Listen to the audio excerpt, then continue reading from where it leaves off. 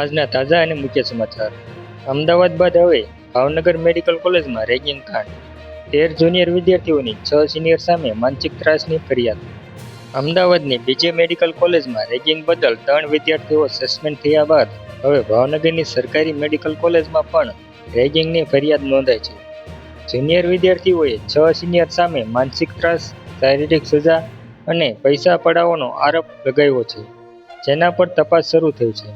ગુજરાતની સૌથી મોટી અને જૂની સરકારી મેડિકલ કોલેજ એવી અમદાવાદની બીજે મેડિકલ કોલેજમાં રેગિંગની ઘટના સામે આવ્યા બાદ 3 વિદ્યાર્થીઓને 6 મહિનાથી માંડીને 1 વર્ષ સુધી સસ્પેન્ડ કરી દેવામાં આવ્યા છે. એવામાં હવે ભાવનગરની સરકારી મેડિકલ કોલેજમાં પણ જુનિયર વિદ્યાર્થીઓ દ્વારા સિનિયર સામે રેગિંગની ફરિયાદ કરવામાં આવી છે.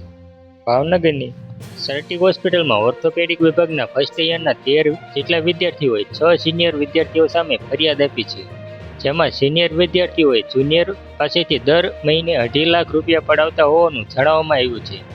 આ ઉપરાંત જુનિયર તબીબો પાસેથી દારૂની બોટલો મંગાવવામાં આવતી, મુર્ગા બનાવીને રાખવા, આખી રાત એક પગે ઊભા રાખવા તેમજ 15 દિવસ સુધી નાહવા દેવા જેવી સજા આપવામાં આવતી હોવાની આપવીતી જણાવી છે.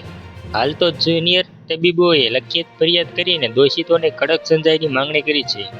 આ મામલે મેડિકલ કોલેજના ડીને જણાવ્યું કે ઓર્થોપેડિક ડિપાર્ટમેન્ટના ફર્સ્ટ યરના 13 વિદ્યાર્થીઓની ઓનલાઈન ફરિયાદ મળી છે, જેના અનુસંધાને નેશનલ મેડિકલ કમિશનના નોર્મ્સ મુજબ એન્ટી રેગિંગ સ્કોડે તમામના નિવેદન લઈ લીધા છે.